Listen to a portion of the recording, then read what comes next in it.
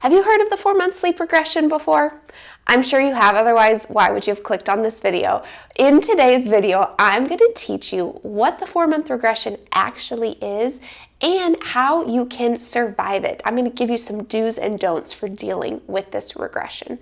So first, be sure to hit that subscribe button so that you can stay in the loop on all of my sleep content for ages 0 to 5 years. Now, my guess is that you probably fall into one of two camps here, okay? You may be over here and you've heard of the 4-month sleep regression, you knew that it was coming, and now that it's here, you are kind of freaking out. Like, okay, I knew it was coming. Is it gonna ruin all of our good sleep? What do we do to make this as painless as possible? Or maybe you're over here and you hadn't heard of the 4-month sleep regression before until your baby's sleep started to get really, really awful. And through your research, you came across the 4-month sleep regression and realized, okay, this is totally the cause of all of our sleep problems.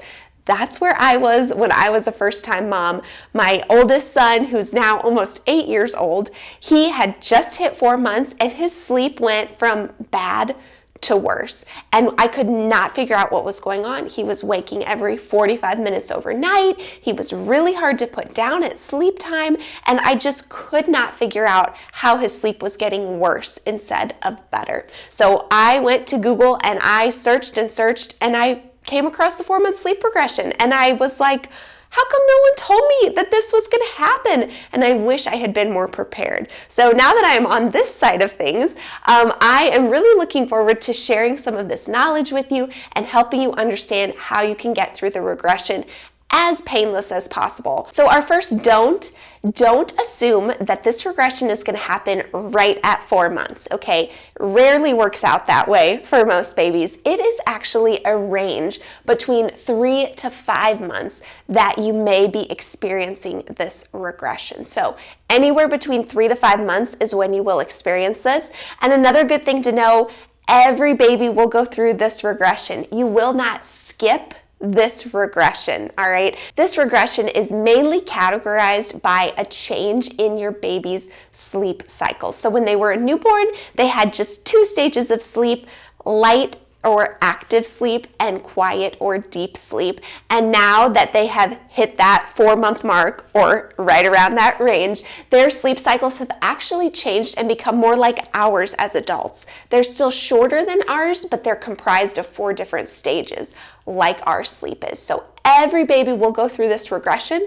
Babies will go through it somewhere in that 3 to 5 month age range. And the other thing I want you to know is that the severity of how hard the regression is going to vary based on baby, based on your habits, based on how well rested your baby is, based on your baby's temperament. So how hard you get hit with it is just going to depend. It's best not to stress out about it being like this terrible, awful experience before it happens, because you may get off pretty easy for it.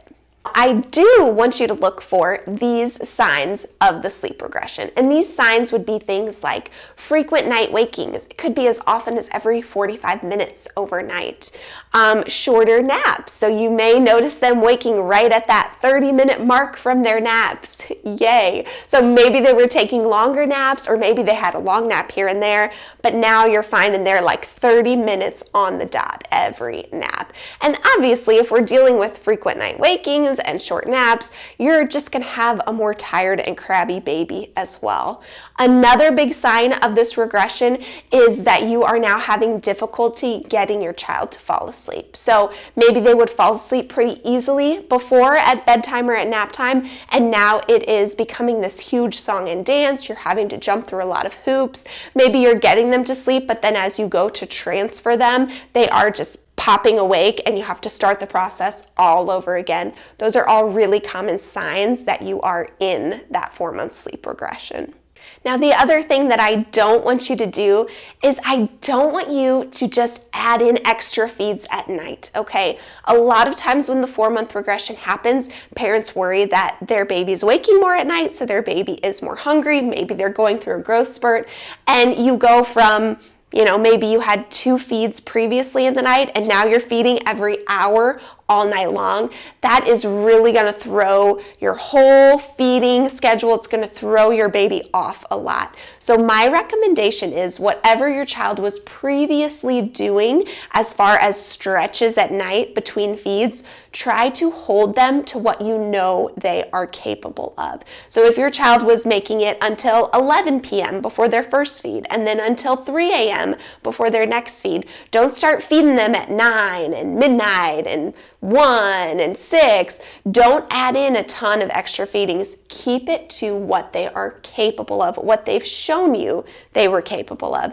And if you feel like you are experiencing a growth spurt, I want to encourage you that that growth spurt should be present during the day as well as at night. It is not going to be just presenting itself at night. And oftentimes what we see when parents go through the 4-month regression and they start adding extra night feeds in, their child actually starts eating less and being more distracted during the day. And then you can see how that just creates a vicious cycle because they are distracted, they're not motivated to eat during the day, so they don't eat very much, and then nighttime comes and they're really hungry, so they eat a lot, and then daytime comes, they're not very hungry. So you can quickly fall into a reverse cycling situation if you just add a bunch of feeds in as soon as they start waking. So instead, what I would encourage you to do if you experience those frequent night wakings, you do want to give them some space first. So always pause before you rush over to them